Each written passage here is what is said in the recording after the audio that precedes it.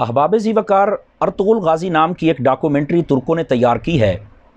Electronic media پر اس وقت اس کا بڑا شہرہ ہے۔ لوگ مختلف پہلوؤں سے سوال کر رہے ہیں۔ جہاں تک ارطغرل غازی کی شخصیت کا تعلق ہے تو بلا شبہ وہ ایک عظیم انسان تھے، صحیح العقیدہ، باعمل، متقی، پرہیزگار، غریب پرور، دین اسلام کے ہر قانون کے سامنے اپنی گردن کو جھکانے والے، اولیاء کاملین کے ساتھ نسبت رکھنے والے، ان کی بارگاہ میں جانے والے، ان سے روحانی فیض حاصل کرنے والے سچے عاشق رسول ارطغرل غازی تھے۔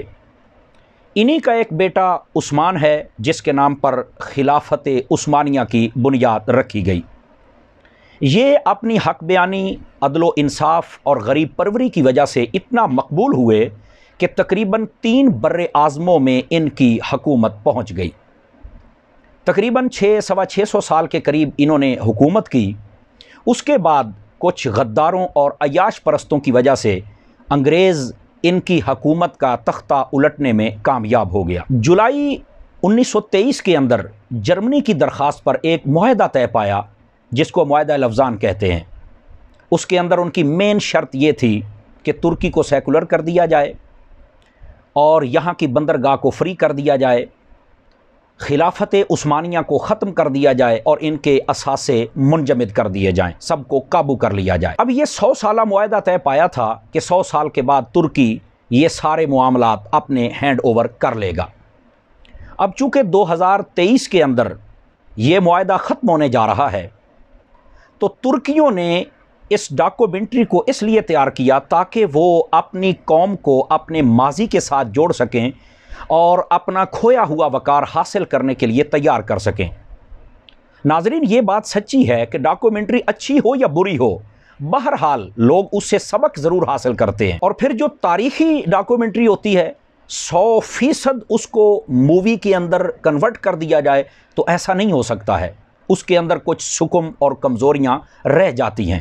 ہاں، کتاب ایک ایسا مستند ذریعہ ہے کہ اس کے اندر تاریخ کے ہر پہلو کو سمویا جا سکتا ہے، لیکن چونکہ الیکٹرانک میڈیا کا دور تھا تو دور جدید کے تقاضوں کے مطابق انہوں نے اس کی ڈاکومنٹری کو تیار کر کے چلا دیا اور پھر دنیا کی اکثر زبانوں میں کنورٹ کر کے اس کو ملکوں میں چلا دیا۔ اب یہ معاہدہ ختم ہونے والا ہے اور ترکی اس کا مطالبہ بھی ضرور کرے گا، اور اس کی چند سالوں کی ایکٹیویٹیز کو دیکھ کر یہ محسوس ہوتا ہے کہ وہ اس سے باز نہیں آئے گا، اور اس کا وہ حق بھی ہے، یہ دینا بھی چاہیے، لیکن اس کے باوجود اسے کچھ کرنا تو ہے۔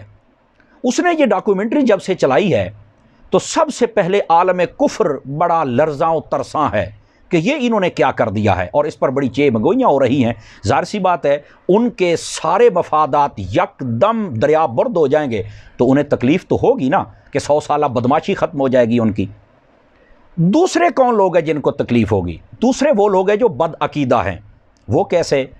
اس ڈاکومنٹری کو آپ دیکھیں تو بہت زیادہ نبی پاک صلی اللہ علیہ وسلم سے محبت کا اظہار کیا گیا، یہاں تک کہ جب نام آئے تو سینے پر ہاتھ رکھ کے محبت کا اظہار کرنا، درود و سلام پڑھنا، آقا علیہ السلام کے نام پر بہت ساری محافل کا اہتمام کرنا، جنازہ پڑھنا، جنازے کے بعد دعا کرنا، بزرگوں کے پاس جانا، ان کی بیعت کرنا، ان سے روحانی فیض حاصل کرنا، ان کی سرپرستی میں دین کا کام کرنا، عدل و انصاف قائم کرنا، صحابہ اور اہل بیت سے محبت قائم کرنا، مساجد کو بنانا، مدارس کو بنانا۔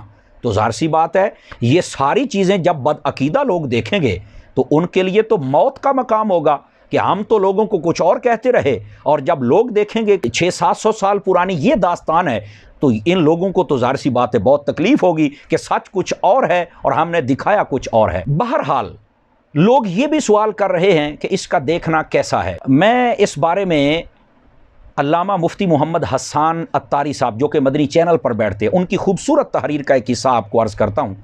انہوں نے فرمایا کہ علم کے بہترین ذرائع یا وہ کتاب ہے یا وہ استاد ہے، تو بہتر تو یہی تھا کہ ہم کتاب پڑھتے یا اس کو کتابوں میں شائع کیا جاتا اور لوگوں کو کہا جاتا کہ اس کا مطالعہ کریں، پڑھیں اور اویئرنیس حاصل کریں۔ جہاں تک ہے کہ یہ دیکھنا جائز ہے یا ناجائز ہے، تو بھائی جب ڈرامہ ہی کہہ دیا ہے تو میں کیسے اس کو مقدس اور جائز کہہ سکتا ہوں؟ اور تحدیث نعمت کے لیے بتا رہا ہوں، الحمدللہ علی احسانہ، میں نے اس کا 30 سیکنڈ کا ایک کلپ بھی نہیں دیکھا ہے۔